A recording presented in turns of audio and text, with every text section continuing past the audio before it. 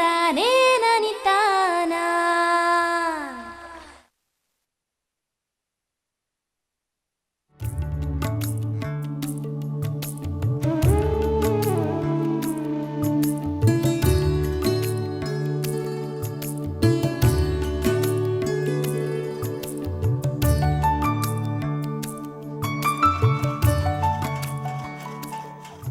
ಒಂದೇ ಬೆಳೆ ಬೆಳೆದು ಮಾರುಕಟ್ಟೆ ಏರುಪೇರಿಗೆ ತುತ್ತಾಗುವ ಬದಲು ಹಸು, ಕೋಳಿ, ಕುರಿ, ಮೀನು ಸಾಕಣೆ ಜೊತೆಗೆ ವಿವಿಧ ಬೆಳೆಗಳನ್ನು ಬೆಳೆದು ಸಮಗ್ರ ಕೃಷಿಯಲ್ಲಿ ತೊಡಗುವುದರಿಂದ ನಿರಂತರ ಉದ್ಯೋಗ ಮತ್ತು ನಿರಂತರ ಆದಾಯ ಲಭ್ಯ.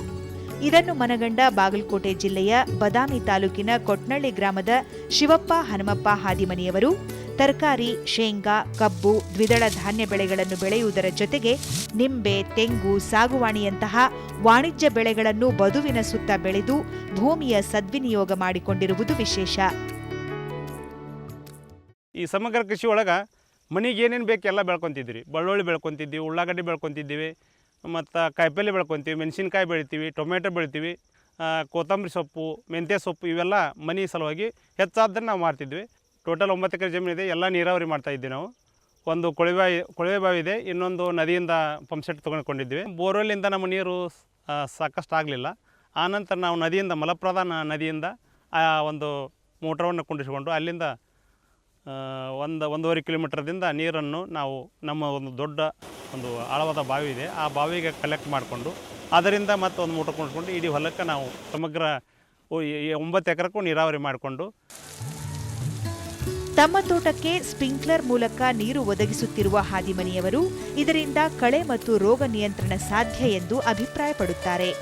1 ಹೆಕ್ಟೇರ್ ಪ್ರದೇಶದಲ್ಲಿ ಶೇಂಗಾ ಬೆಳೆದಿರುವ ಹಾದಿಮನಿಯವರು ವೈಜ್ಞಾನಿಕ ರೀತಿಯಲ್ಲಿ ಕೃಷಿ ಮಾಡಿರುವುದರಿಂದ ಖರ್ಚು ಮಾಡಿದ್ದಕ್ಕಿಂತ ಅಧಿಕ ಗುಣಮಟ್ಟದ ಉತ್ಪನ್ನ ಲಭ್ಯವಾಗಿದೆ ಎಂದು ಸಂತಸ ವ್ಯಕ್ತಪಡಿಸುತ್ತಾರೆ. ಅದರಲ್ಲಿ 1 ಹೆಕ್ಟರ್ ಶೇಂಗಾ ಬೆಳಿತೇವೆ, 1 ಹೆಕ್ಟರ್ ನೀರಾವರಿ ಶೇಂಗಾ ಬೆಳಿತೇವೆ. 2.5 ಕ್ವಿಂಟಲ್ ಬೀಜ ಹಾಕಿದ್ದೇವೆ. ಅದಕ್ಕೆ ಗೊಬ್ಬರ ಖರ್ಚು ಒಂದು 5,000 ರೂಪಾಯಿ ಖರ್ಚು ಬಂದದ. ಅದರಿಂದ ನಮಗೆ 1 ಹೆಕ್ಟ್ರಕ್ಕೆ 45ರಿಂದ 50 ಬ್ಯಾಗ ನಮಗೆ ಶೇಂಗಾ ಬರ್ಬೋದು. ಇದಕ್ಕೆ ನೀರಾವರಿಯನ್ನು ಸ್ಪ್ರಿಂಕ್ಲರ್ ಪದ್ಧತಿಯಲ್ಲಿ ಅಳವಡಿಸ್ಕೊಂಡಿದ್ದೇವೆ. ಅದು 110 120 ದಿನಕ್ಕೆ ನಮಗೆ ಕಟಾವು ಬರ್ತದೆ. ಅದರಿಂದ ನಮಗೆ ಸರ್ವಸಾಧಾರಣ ಎಲ್ಲ ಟೋಟಲ್ ಖರ್ಚು 15ರಿಂದ 20 ಸಾವಿರದ. ಆನಂತರ ಇದರದ್ದು ಉತ್ಪನ್ನ 1 ಹೆಕ್ಟ್ರಿಗೆ 80ರಿಂದ 90 ಸಾವಿರ ರೂಪಾಯಿ ನಮಗೆ ಆದಾಯ ಬರ್ತದೆ. ಸ್ಪ್ರಿಂಕ್ಲರ್ದಿಂದ ನಮಗೆ ಕಳೆದು ಕಡಿಮೆ ಆಗ್ತದೆ, ಕಳೆ ಖರ್ಚು. ಯಾಕಂದರೆ ಎಡೆ ಕುಂಟೆ ಹೊಡೆದು ಬಿಡ್ತೀವಿ ಏಕ ಸಾಲ. ಆ ರೀತಿ ನಮಗೆ ಕಳೆದ ಖರ್ಚು ಕಡಿಮೆ ಅದ ಸ್ಪ್ರಿಂಕ್ಲರ್ ಮಾಡೋದ್ರಿಂದ. ಮತ್ತು ಒಳ್ಳೆ ಡಿಸೀಸ್ ಕಮ್ಮಿ ಬರ್ತದೆ ಅದರಿಂದ ನಮ್ಗೆ ಒಳ್ಳೆಯ ಆದಾಯ ಬರ್ತದೆ. 4 ಅಡಿ ಸಾಲು ಪದ್ಧತಿಯಲ್ಲಿ ಕಬ್ಬು ಬೆಳೆದಿರುವ ಹಾದಿಮನಿಯವರು ಹತ್ತಿರದ ಸಕ್ಕರೆ ಕಾರ್ಖಾನೆಗೆ ಕಬ್ಬು ಸಾಗಿಸುವುದರಿಂದ ಹೆಚ್ಚಿನ ಖರ್ಚು ಮತ್ತು ಶ್ರಮವಿಲ್ಲದೆ ಉತ್ತಮ ಆದಾಯ ದೊರೆಯುತ್ತಿದೆ ಎನ್ನುತ್ತಾರೆ. ಇನ್ನು ಕಬ್ಬು 4 ಫುಟಿನ ಸಾಲು ಮಾಡಿದಾರೆ. ಈಗ 1 ಎಕರೆ ಕಟಾವಿಗೆ ಬಂದದ. ಅದು 80ರಿಂದ 90 ಟನ್ ನಮ್ಮ 1 ಎಕರೆಗೆ ಬರ್ಬೋದು ಸರ್ವಸಾಧಾರಣ ಇಳುವರಿ. 86032 ಅಂತೇಳಿ ಒಂದು ವೆರೈಟಿ ಅದು. 4 ಸಾಲಿನ ಫುಟ್ ಅದಕ್ಕೆ ನಾವು ಅಂತರ ಕೊಟ್ಟಿದ್ದೀವಿ. ಸಾಲಿಂದ ಸಾಲಿಗೆ 4 ಫುಟು, ಬೀಜದಿಂದ ಬೀಜಕ್ಕೆ 1 ಫುಟು. ಈ ಟೈಪ್ ನಾವು ಬಿತ್ತನೆ ಮಾಡಿ ಅದರೊಳಗೆ ನಡುವೆ ಅಲಸಂದಿ ಪೀಕ್ ಬೆಳಿತೀವಿ. ಅದರಿಂದ ನಮಗೆ ಖರ್ಚು 1 ಎಕರೆಗೆ 15ರಿಂದ 20 ಸಾವಿರ ರೂಪಾಯಿ ಖರ್ಚು ಬಂದದ ಸರ್ವಸಾಧಾರಣ. ಅದಕ್ಕೆ ಲಾಭ ನಮ್ಗೆ 1ರಿಂದ 1.5 ಲಕ್ಷ ರೂಪಾಯಿ ನಮ್ಗೆ ಲಾಭ ಬರ್ತದೆ. ಆಲ್ಮಟ್ಟಿ ಡ್ಯಾಮ್ನಿಂದ ಒಂದು ಸದಾಶಿವ ಫ್ಯಾಕ್ಟ್ರಿ ಆ ಫ್ಯಾಕ್ಟ್ರಿ ನಾವು ಕಳಿಸ್ತಿರೋದು. ತೆಂಗಿನ ಮರಗಳು ಈಗಾಗಲೇ ಫಲ ನೀಡುತ್ತಿದ್ದು ಎಳೆನೀರನ್ನೇ ಸ್ಥಳೀಯ ಮಾರುಕಟ್ಟೆಗೆ ಸರಬರಾಜು ಮಾಡುತ್ತಿರುವುದು ಲಾಭಕರವಾಗಿದೆ ಎಂಬುದು ಶಿವಪ್ಪ ಅವರ ಅಭಿಮತ. ಹೊಲದ ಅಂಚಿನೊಳಗೆ 100 ತೆಂಗಿನ ಗಿಡ ನಾವು ನಾಟಿ ಮಾಡಿದ್ದೇವೆ. ಈಗ 5ರಿಂದ 6 ವರ್ಷ ಆಯ್ತು ಅದು ಹಚ್ಚಿ. ಅದು ಈಗ ಕಾಯಿ ಸರ್ವಸಾಧಾರಣ ಒಂದು 50 ಗಿಡಗಳ ಕಾಯಿ ಚಾಲುವಾಗ್ಯವು. ಅದು ಒಂದು ಗಿಡಕ್ಕೆ 50ರಿಂದ 60 ಕಾಯಿ ಬಿಡಾಕತ್ತೇವೆ ಈಗ. ಅದರಿಂದ 1 ಗಿಡಕ್ಕೆ 100 ರೂಪಾಯಿ ನಾವು ಖರ್ಚು ಮಾಡೀವಿ.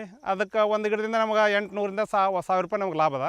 ಅವು 10 ರೂಪಾಯಿಗೊಂದು ನಾವು ಕಾಯಿನ ಎಳ್ನೀರನ್ನ ನಾವು ಗುಳದ ಗುಡ್ಡಕ್ಕೆ ಹೋಗಿ ಮಾರ್ತಾಯಿದ್ವಿ. ಬದುವಿನ ಗುಂಟ ಸಾಗುವಾಣಿ ನಾಟಿ ಮಾಡಿರುವ ಹಾದಿಮನಿಯವರು ಭವಿಷ್ಯದಲ್ಲಿ ಇದರಿಂದ ಉತ್ತಮ ಲಾಭ ದೊರೆಯಲಿದೆ ಎಂಬ ಆಶಾಭಾವನೆ ಹೊಂದಿದ್ದಾರೆ. ಈಗ 15 ವರ್ಷ ಆಯ್ತು ನಾವು ಒಂದು ಸಾಗುವಾಣಿ ಮರ ಹಚ್ಚಿ. ಅದು ಒಂದು 200 ಮರ ಅದಾವು. ಅವು ಸರ್ವಸಾಧಾರಣ ಈಗ 3ರಿಂದ 3.5 ಲಕ್ಷ ರೂಪಾಯಿ ಕಿಮ್ಮತ್ತು ಅದಾವೆ. ಅವು ಸ್ವಲ್ಪ ಇನ್ನೊಂದು 2 ವರ್ಷ ಬೆಳೆಸಿದಂದ್ರೆ ಒಂದು 5 ಲಕ್ಷ ರೂಪಾಯಿ ಆದಾಯ ಬರ್ಬೋದು. ಅವಕ್ಕೆ ನಾವು ನೀರಿಗೆ ಹಾಸೋದಿಲ್ಲ, ತನ್ನಿಂದ ತಾನೇ ಬೆಳಿತಾವೆ. ನಮ್ಗೆ ಏನೋ ಒಂದು ಯಾವುದೇ ಒಂದು ವ್ಯವಹಾರ ಮಾಡಿದ್ರೆ ನಮಗೆ ಮನೆಗೆ ಒಳ್ಳೇದಾಗ್ತದೆ ಅಂತೇಳಿ ನಮಗೆ ಅನಿಸ್ತದೆ. ಹಸು ಮತ್ತು ಎಮ್ಮೆಗಳನ್ನು ಸಾಕುತ್ತಿರುವ ಹಾದಿಮನಿಯವರು ಹಾಲಿನ ಬದಲು ಬೆಣ್ಣೆ ತಯಾರಿಸಿ ಮಾರುತ್ತಿರುವುದು ಅಧಿಕ ಲಾಭ ನೀಡುತ್ತಿದೆ ಮತ್ತು ತಾವು ತಯಾರಿಸಿದ ಬೆಣ್ಣೆಗೆ ಮಾರುಕಟ್ಟೆಯಲ್ಲಿ ಉತ್ತಮ ಬೇಡಿಕೆ ಇದೆ ಎಂದು ಹೆಮ್ಮೆ ಪಡುತ್ತಾರೆ. ಮನೆಯೊಳಗೆ ಒಂದು 10 ಎಮ್ಮೆ ಕೊಟ್ಟಿದ್ದಾವೆ. ಅದರಿಂದ ನಮಗೆ ಒಳ್ಳೆಯ ಆದಾಯ ಬರ್ತದೆ. ಎಮ್ಮೆಯಿಂದ ನಮಗೆ ಹಾಲೇನು ನಾವು ಹೆಚ್ಚಿಗೆ ಮಾರಾಟ ಮಾಡೋದಲ್ಲ, ಅದರಿಂದ ಬೆಣ್ಣೆ ತೆಗಿತೀವಿ. ನಾವು ಮೌಲ್ಯವರ್ಧನೆ ಮಾಡ್ತೀವಿ. ಬೆಣ್ಣೆಯನ್ನು ಮಾಡಿ ಅದನ್ನು 450ರಿಂದ ಒಂದು ಕೆ ಜಿಗೆ 450 ನಾವು ಗುಡ್ಡದಲ್ಲಿ ಮಾರ್ತೀವಿ. ನಮ್ಮ ಬೆನ್ನಿಗೆ ಭಾಳ ಬೇಡಿಕೆ ಇದೆ. ಯಾಕಂದ್ರೆ ಈಗ ಬೆಣ್ಣೆ ಮಾಡೋರು ಭಾಳ ಕಡಿಮೆ ಅದಾರ ಮಂದಿ. ಆ ಬೆಣ್ಣೆಯಿಂದ ನಮಗೆ ಫೋನ್ ಮಾಡಿ ನಮಗೆ ತರಿಸ್ಕೊತಾರೆ. ವಾರಕ್ಕೆ ಒಂದು 2 K G 3 K G 5 K G ತನಕ ನಮ್ಗೆ ಬೆಣ್ಣೆ ಬರ್ತೈತೆ. ಅದರಿಂದ ನಮ್ಮ ಮನೆ ಸಂತಿಗೆ ನಾವು ಮಾಡ್ಕೊತೀವಿ. ಅದರಿಂದ 1,500 2,000 ತನಕ ನಮ್ಗೆ ಬೆಣ್ಣೆ ಆದಾಯ ಬರ್ತದೆ. ಅದನ್ನು ನಾವು ಮನೆ ಸಂತಿಗೆ ನಾವು ಮಾಡ್ಕೊತಿದ್ವಿ. ಆಕಳ ನಮ್ಮ ಜವಾರಿ ಆಕಳ್ರಿ ಅವು, ಅಷ್ಟೇನು ಹಾಲು ಹಿಡಿಯೋದಿಲ್ಲ. ಅದು ಸ್ವಲ್ಪ ಅವಕ್ಕೇನಪ್ಪ ಅಂದ್ರೆ ನಾವು ಅವಕ್ರಿಂದ ಕರುಗಳನ್ನ ಮೇಯಿಸಿ ಕರುಗಳಿಂದ ನಾವು ಒಂದು ಕರದಿಂದ 8,000 10,000 ಈ ಟೈಪು ಅವನ್ನ ಉತ್ಪನ್ನ ತೊಗೊತೀವಿ ರೀ. ಆ ಕರುಗಳಿಂದ ಆಕಳದಿಂದ ಸ್ವಲ್ಪ ಹಾಲು ಮೊಸರು ಮಾಡ್ಕೊಂಡು ಮನೆಗೆ ಉಪಯೋಗ ಮಾಡ್ಕೊತೀವಿ. 25 ವರ್ಷಗಳಿಂದ ನಿಂಬೆ ಬೆಳೆಯುತ್ತಿರುವ ಹಾದಿಮನಿಯವರು ಅದರೊಟ್ಟಿಗೆ ನುಗ್ಗೆ ಮತ್ತು ಕರಿಬೇವು ಬೆಳೆಯುತ್ತಿದ್ದು ಉತ್ತಮ ಲಾಭ ದೊರೆಯುತ್ತಿದೆ ಎನ್ನುತ್ತಾರೆ. ಅಲ್ಲದೆ ಈ ಬೆಳೆಗಳಿಗೆ ಸ್ವತಃ ತಯಾರಿಸಿದ ಸಾವಯವ ಹಾಗೂ ಜೈವಿಕ ಗೊಬ್ಬರಗಳನ್ನೇ ಹೆಚ್ಚಾಗಿ ಬಳಸುತ್ತಿರುವುದರಿಂದ ಖರ್ಚು ನಿಯಂತ್ರಣ ಸಾಧ್ಯ ಎಂದು ಅಭಿಪ್ರಾಯಪಡುತ್ತಾರೆ. ಲಿಂಬೆ ಮಾಡಿ 25 ವರ್ಷ ಆಯ್ತು ಸರ್ ನಾನು ಮಾಡಕತ್ತಿ. ಅದರಿಂದ ವರ್ಷಕ್ಕೆ ಸರ್ವಸಾಧಾರಣ 1ರಿಂದ 1.25 ತನಕ ನಮ್ಗೆ ಆದಾಯ ಬರ್ತದೆ. ಅದರಲ್ಲಿ ಒಂದು 50 ಕರಿಬೇವು ಗಿಡ ಅದಾವೆ, ಒಂದು 20 ನುಗ್ಗಿ ಗಿಡ ಹಾಕಿವಿ. ಅವೆಲ್ಲ ಕೂಡ್ಕೊಂಡು 1 ಲಕ್ಷ 1.5 ಲಕ್ಷ ರೂಪಾಯಿ ನಮಗೆ ಆದಾಯ ಬರ್ತದೆ. ಅದರಿಂದ ನಮಗೆ ಖರ್ಚು ಹೆಚ್ಚಾಗಿ ನಾವು ಸಾವಯವ ಗೊಬ್ಬರ ಉಪಯೋಗ ಮಾಡ್ತೀವಿ. ಅದಕ್ಕೆ ಸಗಣಿ ಗೊಬ್ಬರ, ಆ ಸಗಣಿ ಗೊಬ್ಬರ ಭಾಳ ಅಂದ್ರೆ ಒಂದು 5,000 ರೂಪಾಯಿ ನಾವು ಖರ್ಚು ಮಾಡ್ತೀವಿ. ಅದಕ್ಕೆ ಆ 5,000ದಿಂದ ನಮಗೆ 1 ಲಕ್ಷ 1.25 ಲಕ್ಷ ತನಕ ನಮಗೆ ಲಾಭ ಬರ್ತಾಯಿದೆ. ನಾವು ಹೆಚ್ಚು ಸಾವಯವ ಗೊಬ್ಬರನೇ ಉಪಯೋಗ ಮಾಡ್ತೀವಿ ರೀ. ಅದು ಯಾಕಂತಂದ್ರೆ ನಮ್ಮ ಮನೆಯಲ್ಲಿ ಒಂದು 15 18 ದನಗಳು ಅದಾವೆ. ಅವುಗಳಿಗೆ ನಾವು ಸರಿಯಾದಂಥ ಮೇವಿನ ವ್ಯವಸ್ಥೆ ಮಾಡ್ಕೊತೀವಿ. ಅದರಿಂದ ನಮಗೆ ಸಗಣಿ ಗೊಬ್ಬರ ಒಂದು 50 ಚಕ್ಕಡಿ 60 ಚಕ್ಕಡಿ ಸಗಣಿ ಗೊಬ್ಬರ ಬರ್ತದೆ. ಅದನ್ನೇ ನಾವು ಈ ಸಾಗೋನಿ ಗಿಡಕ್ಕಾಗಲಿ ಲಿಂಬೆ ಗಿಡಕ್ಕಾಗಲಿ ಕರಿಬೇವು ಗಿಡಕ್ಕಾಗಲಿ ಹೆಚ್ಚಾಗಿ ನಾವು ಸಾವಯವ ಗೊಬ್ಬರನ ಮನೆಯಿಂದ ನಾವೇ ತಯಾರು ಮಾಡಿದಂಥ ಗೊಬ್ಬರ ನಾವು ಉಪಯೋಗ ಮಾಡ್ತೀವಿ. ಮತ್ತು 1ರಿಂದ 2-3 ಟನ್ ನಾವು ಎರೆ ಗೊಬ್ಬರ ಸಹಿತ ನಾವು ನಮ್ಮ ಮನೆಯಲ್ಲೇ ನಾವು ಮಾಡಿಕೊಂಡು ಆ ಗೊಬ್ಬರ ಸಹಿತ ನಾವು ಭೂಮಿಗೆ ಹಾಕಿ ಅದರಿಂದ ಹೆಚ್ಚಿಗೆ ಪ್ರಮಾಣ ಸಾವಯವ ಗೊಬ್ಬರ ಮಾಡಿಕೊಂಡು ನಮ್ಮ ಭೂಮಿಯನ್ನು ನಾವು ಸಾವಯವದಿಂದ ಬೆಳೆಯೋ ವ್ಯವಸ್ಥೆ ನಾವು ಮಾಡ್ಕೊಂಡಿದ್ದೇವೆ. ಹೆಚ್ಚು ಸಾವಯವ ಗೊಬ್ಬರದಿಂದ ಭೂಮಿ ತೇವಾಂಶವನ್ನು ಕಳೆದುಕೊಳ್ಳೋದಿಲ್ಲ, ಒಳ್ಳೆಯದು. ಮತ್ತು ಭೂಮಿ ಸರಿಯಾದಂಥ ಒಂದು ವ್ಯವಸ್ಥೆ ರೀತಿಯಲ್ಲಿ ಏನು ಕಸ ಕಡ್ಡಿ ಸಹಿತ ಸರಿಯಾಗಿ ಬೆಳವಣಿಗೆ ಭಾಳ ಬರೋಂಗಿಲ್ಲ. ಕಸ ಕಡ್ಡಿ ರಾಸಾಯನಿಕದಿಂದ ಹೆಚ್ಚಿಗೆ ಗೊಬ್ಬರ ಹಾಕಿ ಅವೆಲ್ಲ ಕಸಕ್ಕೆ ಈಡು ಮಾಡ್ತಿದ್ವಿ. ಅದೆಲ್ಲ ತಪ್ಪಿಸಿಕೊಂಡು ಈಗ ಸಾವಯವ ಗೊಬ್ಬರದಿಂದನೇ ಮಾಡಿ ಸರಿಯಾದಂಥ ವ್ಯವಸ್ಥೆ ರೀತಿಯಿಂದ ಮಾಡಕತ್ತೀವಿ. ಕೋಳಿ, ಕುರಿ, ಟಗರು ಮತ್ತು ಮೀನು ಸಾಕಣೆಯಂತಹ ಉಪಕಸುಬುಗಳಲ್ಲಿ ತೊಡಗಿರುವುದರಿಂದ ಮನೆಗೆ ಬೇಕಾದ ಹಾಲು, ಮೊಟ್ಟೆ ಒದಗಿಸುವುದರ ಜೊತೆಗೆ ಅತಿ ಕಡಿಮೆ ಖರ್ಚಿನಲ್ಲಿ ಹೆಚ್ಚಿನ ಆದಾಯ ಪಡೆಯಬಹುದು ಎಂಬುದಕ್ಕೆ ಹಾದಿಮನಿಯವರು ಸಾಕ್ಷಿಯಾಗಿದ್ದಾರೆ. ಇವು ಸೈಡ್ ಉಪಕಸಬುಗಳು. ಇವು ಕೋಳಿ ಒಂದು 20 ಕೋಳಿ ಮಾಡಿದಂದ್ರೆ ನಮ್ಮ ಮನೆ ತನಕ ತತ್ತಿಗೆ ಆಗಲಿ ಅವು ಮನೆ ಉಪಯೋಗಕ್ಕೆ ಬರ್ತಾವೆ. ಮತ್ತು ಅವನ್ನ ಮಾರಿದ್ರು ಅವು 10 ರೂಪಾಯಿಗೆ ಒಂದು ತತ್ತಿ ನಾವು ಕೊಡ್ತೇವೆ ಹೊರಗೆ. ಇಂಥವೆಲ್ಲ ಉಪಕಸಬುಗಳನ್ನ ಮಾಡಿ ಮನೆಯ ಒಂದು ಆದಾಯವನ್ನು ಹೆಚ್ಚಿಸ್ಕೊಳ್ಳಲಿಕ್ಕೆ ನಾವು ನೋಡಿರಿ. ಕೋಳಿ ಗಿರಿರಾಜ್ ತಳಿಯವ್ರಿ ಅವು. ನಮ್ಮ ವೆಟರ್ನರಿ ದವಾಖಾನೆಯಿಂದ ಅವರು ನಮ್ಗೆ ಆತ್ಮ ಯೋಜನೆ ಒಳಗೆ ನಮಗೆ 20 ಕೋಳಿ ಕೊಟ್ಟಿದ್ದಾರೆ. ಅದರಿಂದ ನಾವು ಮನೆಗೆ ಉಪಯೋಗ ಮಾಡ್ಕೊತೀವಿ. ಮತ್ತು ಯಾರು ನಮ್ಮ ರೈತರು ಕೇಳಿದಂದ್ರೆ 10 ರೂಪಾಯಿಗೆ ಮಾರ್ಕೊಂಡು ಅದರಿಂದ ನಾವು ಒಂದು ವರ್ಷಕ್ಕೆ 1-2 ಸಾವಿರ ರೂಪಾಯಿ ತತ್ತಿಯಿಂದ ಆದಾಯ ತೊಗೊಂಡು ಮನೆಯ ಉತ್ಪನ್ನ ನಾವು ಹೆಚ್ಚು ಮಾಡ್ಕೊತೀವಿ. ಒಂದು 4 ಕುರಿ ಟಗರು ಮರಿ ಅವನ್ನ ಸೈಡ್ನಾಗ ಅವನ್ನ ಮೇಯಿಸಿ ಅವು 3,000 ನಾವು ಒಂದು ವರ್ಷಕ್ಕೆ ತರ್ತೀವಿ. ಅವು ಮುಂದೆ ಒಂದು ವರ್ಷ ನಾವು ಮೇಯಿಸಿದ್ವಿ ಅಂದ್ರೆ ಅದರಲ್ಲಿ ಆದಾಯ 8ರಿಂದ 10 ಸಾವಿರ ಅದು ಬರ್ತದೆ ಒಂದು ಮರಿಗೆ. ಈ ರೀತಿ ಅವು ಒಂದು 4-5 ಮೇಯಿಸಿದಂದ್ರೆ ಒಂದು 10ರಿಂದ 15 ಸಾವಿರ ರೂಪಾಯಿ ನಾವು ಖರ್ಚು ಬರ್ತದೆ. ಅದರಿಂದ 60ರಿಂದ 70 ಸಾವಿರ ರೂಪಾಯಿ ಅದರ ಆದಾಯ ಬರ್ತದೆ. ಸಮಗ್ರ ಕೃಷಿಯಿಂದ ಏನಪ್ಪ ಅಂತಂದ್ರೆ ಒಂದು ಬೆಳೆ ಲಾಸ್ ಆದರೂ ನಮಗೆ ಇನ್ನೊಂದು ಬೆಳೆ ಒಳಗೆ ಲಾಭ ಕೊಡ್ತದೆ. ಇಲ್ಲಿ ಲಾಸ್ ಅನ್ನೋದು ಬರೋದಿಲ್ಲ ಅದು. ಮತ್ತು ಒಂದೇ ಬೆಳೆಗೆ ಒಮ್ಮೆ ಲಾಸ್ ಆಗ್ಬೋದು, ಒಮ್ಮೆ ಲಾಭ ಆಗ್ಬೋದು. ಇದು ಹಂಗಿಲ್ಲ. ಒಂದು ಬೆಳೆ ಕೈ ಕೊಟ್ಟರೆ ಇನ್ನೊಂದಕ್ಕೆ ನಮಗೆ ಆದಾಯ ಕೊಡ್ತದೆ. ಸಮಗ್ರ ಕೃಷಿ ಒಳಗೆ ಎಲ್ಲ ಥರದ ಬೆಳೆ ಬರ್ತದೆ. ಮತ್ತು ಒಳ್ಳೆಯ ಪ್ರಾಣಿ ದನಗಳು ಸಾಕೋದಿರ್ತದೆ, ಕೋಳಿ ಸಾಕಾಣಿಕೆ ಇರ್ತದೆ, ಕುರಿ ಸಾಕಾಣಿಕೆ ಇರ್ತದೆ, ಮೀನು ಸಾಕಾಣಿಕೆ ಅಂತದ. ಇವೆಲ್ಲ ಮಾಡೋದ್ರಿಂದ ಮನೆಯಲ್ಲಿ ನಿರಂತರ ಆದಾಯ ನಮಗೆ ಬದುಕ್ತಾ ಇದೆ. ದಿನ ಬರುವಂಥ ಉತ್ಪನ್ನ ಇರ್ತದೆ, ವಾರ ಬರುವಂಥ ಉತ್ಪನ್ನ ಇರ್ತದೆ. ಈ 3 ತಿಂಗಳಿಗೊಮ್ಮೆ ಬರುವಂಥ ಉತ್ಪನ್ನ ಇರ್ತದೆ. ಇನ್ನು ಮುಂದೆ ಕಬ್ಬು ಒಂದು ವರ್ಷದ ಪೀಕು, ಅದು ಸಹಿತ ಒಂದು ವರ್ಷದ ಆದಾಯದೊಳಗೆ ಏನು ಒಳ್ಳೆಯ ಆದಾಯ ಕೊಟ್ಟು ನಮ್ಮ ಒಟ್ಟು ನಿರಂತರ ದುಡಿಮೆ ಮತ್ತು ನಿರಂತರ ಆದಾಯ ಇವೆರಡೂ ಜೊತೆಗೆ ಯಾವುದೇ ಮನುಷ್ಯನಿಗೆ ಆರ್ಥಿಕ ಕೊರತೆ ಬರದ ಹಾಗೆ ಈ ಸಮಗ್ರ ಕೃಷಿ ಒಳಗೆ ಬರ್ತದೆ ಅಂತೇಳಿ ನನ್ನ ಅನಿಸಿಕೆ ಇದೆ. ಬಾವಿ ಒಳಗೆ ಒಂದು ಸ್ವಲ್ಪ ಇವು ಕಾಟ್ಲಾ ಮರಿ ಮೀನು ಹೊಸಪೇಟೆಯಿಂದ ತಂದು ಬಿಟ್ಟಿದ್ದೇವೆ ರೀ. ಅದರಿಂದ ವರ್ಷಕ್ಕೆ ಒಂದು 2,000 3,000 ರೂಪಾಯಿ ಆದರೂ ಸ್ವಲ್ಪ ಆದಾಯ ಬರ್ತದೆ. ಅವನು ಸಹಿತ ಇದು ಮಾಡ್ತೀವಿ. ಕೆಲವೊಮ್ಮೆ ಮನೆಗೆ ಸಹಿತ ಉಪಯೋಗ ಮಾಡಿಕೊಂಡು ಯಾವುದೇ ಒಂದು ತೊಂದರೆ ಬರದ ಹಾಗೆ ಒಳ್ಳೆಯ ಒಂದು ಕುಟುಂಬದೊಳಗೆ ಸಮಗ್ರ ಕೃಷಿಯನ್ನು ನಾವು ಕೈಗೊಂಡಿದ್ದೇವೆ. ಒಟ್ಟು 9 ಎಕರೆಯಲ್ಲಿ ನಾವು ಬರುವಂಥ ಖರ್ಚು ಒಟ್ಟು ಟೋಟಲಾಗಿ 2ರಿಂದ 2.5 ಲಕ್ಷ ರೂಪಾಯಿ ನಾವು ಖರ್ಚು ಮಾಡ್ತಿದ್ದೇವೆ. ಮುಂದೆ 5.5ರಿಂದ 6 ಲಕ್ಷ ರೂಪಾಯಿ ನಮ್ಗೆ ನಿವ್ವಳ ಲಾಭ. ಎಲ್ಲ ಖರ್ಚಾಗೋದು ವರ್ಷಕ್ಕೆ ನಿವ್ವಳ ಲಾಭ ಒಂದು 5 ಲಕ್ಷ ತನಕ ನಾವು ಆದಾಯ ತೊಗೊತಿದ್ದೇವೆ.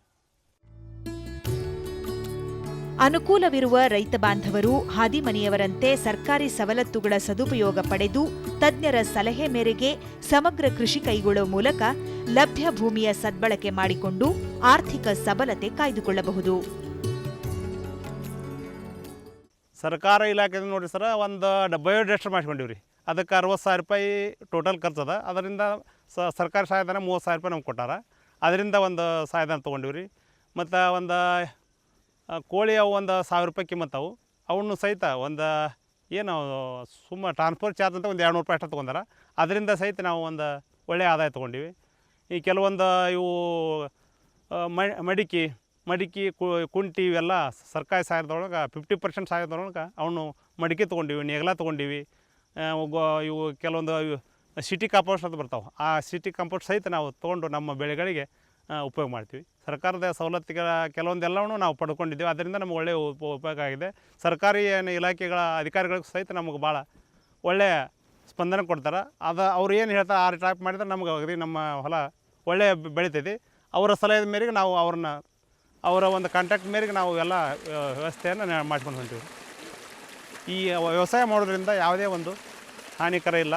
ಮನುಷ್ಯನಿಗೆ ಆರೋಗ್ಯಕರವಾಗಿರ್ತಾನೆ ಮತ್ತು ಒಳ್ಳೆಯ ಬುದ್ಧಿವಂತನೂ ಆಗ್ತಾನೆ. ಈ ಒಳ್ಳೆಯ ಕೃಷಿ ವಿಜ್ಞಾನ ಕೇಂದ್ರ ಸೈಂಟಿಸ್ಟ್ಗಳು ಇರ್ತಾರೆ. ಅವ್ರ ಜೊತೆ ಬೆರೆತುಕೊಂಡು ಅವರ ಸಲಹೆ ಪಡೆದುಕೊಂಡು ಅವ್ರ ರೀತಿ ಏನಾರ ಒಂದು ಹೊಸದಿತ್ತಂದ್ರೆ ಅವರೆಲ್ಲ ಹೇಳ್ತಿರ್ತಾರೆ. ಅದನ್ನು ನಾವು ಸಲಹೆ ಪಡೆದುಕೊಂಡು ಅದನ್ನು ಮಾಡಿದ್ದಾದ್ರೆ ರೈತ ಸಂಪರ್ಕ ಕೇಂದ್ರ ಇದೆ. ಮತ್ತು ಇವರು ನಮ್ಮ ವೆಟರ್ನರಿ ದವಾಖಾನೆ ಇರತಕ್ಕಂಥ ಡಾಕ್ಟರ್ಸ್ಗಳು ಸಹಿತ ಅವ್ರು ನಮ್ಗೆ ಒಳ್ಳೆಯ ಬೀಜ ಕೊಡ್ತಾರೆ. ಅವ್ರ ಕಡೆ ನಾವು ಏನು ಹಿಂಗೆ ನಮ್ಮ ದನಗಳ ಹಿಂಗದವ ಅಂತಂದ್ರೆ ಅವರು ನಮ್ಮ ಬಿತ್ತಲಿಕ್ಕೆ ಫ್ರೀಯಾಗಿ ಒಳ್ಳೆಯ ಬೀಜ ಕೊಡ್ತಾರೆ. ಅವನ್ನೆಲ್ಲ ತಂದು ನಾವು ಬೀಜ ಮಾಡಿಕೊಂಡು ಅವನ್ನ ಮೇವಿನ ಗೊಂಜಾಳ ಮಾಡಿದ್ರಂದ್ರೆ ಈಗ ನಮ್ಮಲ್ಲಿ ಹಾಕಿದ್ದದ ನಮ್ಮ ಡಾಕ್ಟರ್ ಕೊಟ್ಟದ್ದು ಅವೆಲ್ಲ ನಾವು ಉಪಯೋಗ ಮಾಡ್ಕೊತೀವಿ. ಅವರು ಕಾಯಂ ನಮಗೆ ಬಂದು ಕೊಡ್ತಾರೆ. ನೀವು ಒಳ್ಳೆ ಮಾಡ್ರಪ್ಪ ಅಂತಾರೆ, ನಾವು ಮಾಡ್ಕೊತ ಹೊಂಟೀವಿ. ಹೀಗಾಗಿ ನಮಗೆ ಎಲ್ಲ ಅಧಿಕಾರಿಗಳು ನಮ್ಮಲ್ಲಿ ಕಾಂಟ್ಯಾಕ್ಟ್ ಅವ್ರ ಸಂಪರ್ಕ ಹೊಂದು ಈ ಕೃಷಿ ಬಗ್ಗೆ ಒಳ್ಳೆಯ ಒಂದು ಅಭಿಪ್ರಾಯ ಇಟ್ಕೊಂಡು ಮಾಡಕತ್ತಿದ್ದೀನಿ. ಈ ರೀತಿ ಆಗೋದ್ರಿಂದ ಎಲ್ಲ ನಮ್ಮ ರೈತರು ಸಹಿತ ನಮ್ಮಲ್ಲಿ ಬಂದು ನೋಡಿಕೊಂಡು ನೀವು ಯಾವ ಥರ ಮಾಡ್ತೀರಿ ಅನ್ನೋದನ್ನೆಲ್ಲ ಕೇಳ್ಕೊಂಡು ಅವರು ಸಹಿತ ನಮ್ಮ ರೈತರು ಸಹಿತ ಈಗ ನಮ್ಮನ್ನು ಅಳವಡಿಸಕತ್ತಾರೆ. ಕೃಷಿಯಲ್ಲಿ ಇವರ ಸಾಧನೆ ಗುರುತಿಸಿ ಸರ್ಕಾರ ಕೃಷಿ ಪಂಡಿತ ಪ್ರಶಸ್ತಿ ನೀಡಿ ಗೌರವಿಸಿರುವುದು ಗಮನಾರ್ಹ ಸಂಗತಿ. ಕೆಲವು ಜನರು ಕೃಷಿಯಲ್ಲಿ ನೆಮ್ಮದಿ ಇಲ್ಲ ಅಂತ ಹೇಳ್ತಿದ್ದಾರೆ. ಆದರೆ ನಾವು ಹಾಗಿಲ್ಲ. ಅದರಲ್ಲಿ ನಾವು ಮನಸ್ಸು ಕೊಟ್ಟು ಮಾಡ್ತಾ ಇದ್ದೇವೆ. ಅದರಿಂದ ನಮಗೇನು ಲಾಸ್ ಅನಿಸಿಲ್ಲ, ಒಳ್ಳೇದು ಅನಿಸೈತಿ.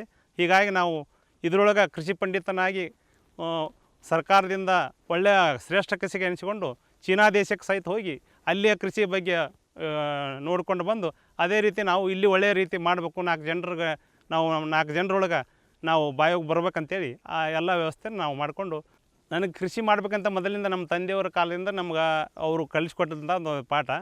ಅದೇ ಒಂದು ವ್ಯವಸ್ಥೆ ಒಳಗೆ ನಾವು ಕೃಷಿಯಲ್ಲಿ ಒಳ್ಳೆಯ ಭೂಮಿ ಇದೆ, ಒಳ್ಳೆಯ ನೆಲ ಇದೆ. ಅದನ್ನು ನಾವು ವ್ಯವಸಾಯ ಮಾಡಬೇಕಂತ ನಮಗೊಂದು ಇಚ್ಛೆ ಇತ್ತು. ಆ ಮನಸ್ಸಿನಿಂದ ನಾನು TCH ಆಗಿತ್ತು ನಂದು, ನೌಕರಿ ಹೋಗೋ ಬಿಟ್ಟು ಕೆಲಸ. ನಾವು ಈ ಭೂಮಿ ಒಳಗೆ ನಮ್ಮದು ಇಚ್ಛೆ ಇದ್ದ ಸಂಬಂಧ ಭೂಮಿನ ನಾನು ಒಳ್ಳೆಯ ರೀತಿ ಮಾಡ್ಕೊಂಡು ಹೋಗ್ಬೇಕಂತೇಳಿ ನೌಕರಿ ಬಿಟ್ಟು ಈ ವ್ಯವಸಾಯವನ್ನು ನಾನು ನಂಬಿಕೊಂಡು ಮಾಡಕತ್ತೀನಿ. ನನಗೆ ಭೂಮಿ ತಾಯಿ ಕೈ ಕೊಟ್ಟಿಲ್ಲ. ಭೂಮಿ ತಾಯಿಯಿಂದ ನನಗೆಲ್ಲ ಆದಾಯ ಬಂದದ. ಅದರಿಂದ ನೆಮ್ಮದಿ ನಮ್ಮ ಕುಟುಂಬ ದಯಗಳು ನಾವು ನೆಮ್ಮದಿಯಿಂದ ಜೀವನ ಮಾಡ್ತಿದ್ದೇವೆ. ಕೃಷಿಯಲ್ಲೇ ಹಾಗೆ ಎಲ್ಲಾರ ಕುಂತು ಒಂದು ಮೂಲ್ಯಾಗ ಕುಂತು ವಿಚಾರ ಮಾಡಿದ್ರಾಗಲ್ಲ. ಹೊಲದಾಗ ಕೂಡ ಉಳುಮೆ ಮಾಡಬೇಕು.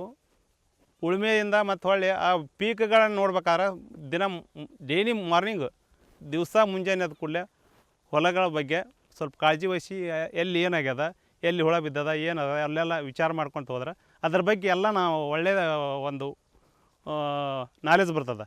ಎಲ್ಲೇ ಕುಂತು ಎಲ್ಲೇ ಮಾಡಿದ್ರೆ ಆಗಾಗಿಲ್ಲ ಅದು. ಆದ್ರೆ ನಿರಂತರ ದುಡಿಮೆ ಇರಬೇಕು. ಅಂದ್ರೆ ನಿರಂತರ ಆದಾಯ ಇರ್ತದೆ, ಮನುಷ್ಯನಿಗೆ ನೆಮ್ಮದಿ ಇರ್ತದೆ.